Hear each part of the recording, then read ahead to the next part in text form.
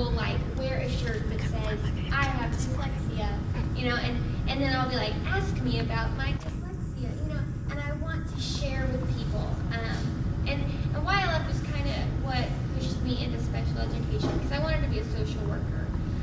But after special education, or after YLF, you want to share what you've learned through there, because it's something you've never heard before, and it's something that everybody should know. And you want to shove it down everyone's throat. I'm sorry. I've been changed. I'm more open about disabilities and my disability and what needs to be done to fix the way things are. Have you seen kids who have all different sorts of diagnoses there? Boy, yes, I have.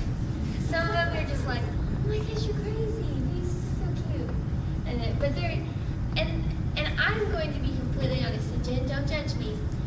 On the first day, I have thought, this kid's not going to make it. Because you see them, they're crying, and already, and We're not hazy. Get that notion out of your head. No, but their parents are leaving and all that stuff.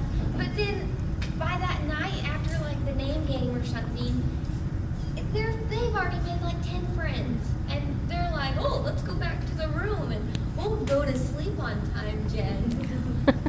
I have gummy worms. You can come in my room. People fit right in. You're with your peers. You get comfortable.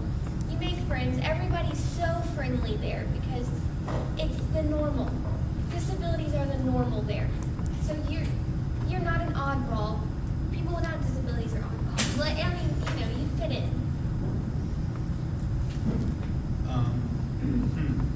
I think this has been sealed in a file somewhere since I was at YLF.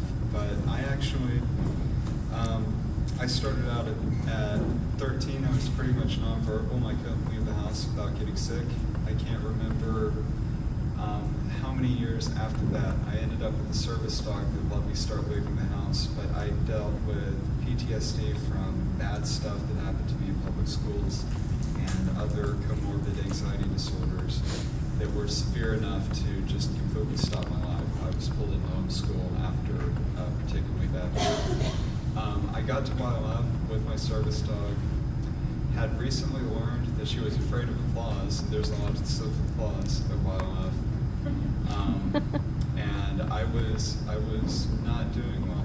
So I needed an accommodation at YLF. I needed someone that I could hand my service dog to when there was going to be a lot of applause, and I needed someone that I could withdraw from the social situation with if I needed to. So I actually had a parent up there to make sure I could stay there and I could function in that environment.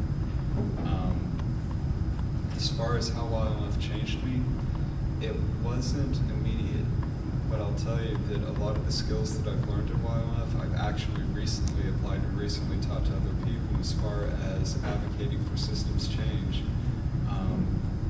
There have been a few classes that there have been issues with, and of course the other students that are having issues in the class are getting up in arms and they want to go, tear the place down, set fire to a car, flip it over, and generally riot, right? And in one class that was particularly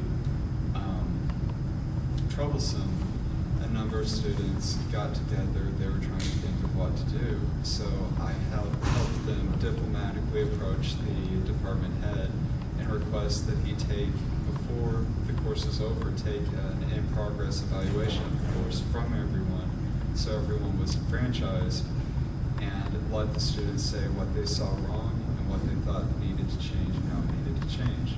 So that's something that was started by YLF and refined by other experiences.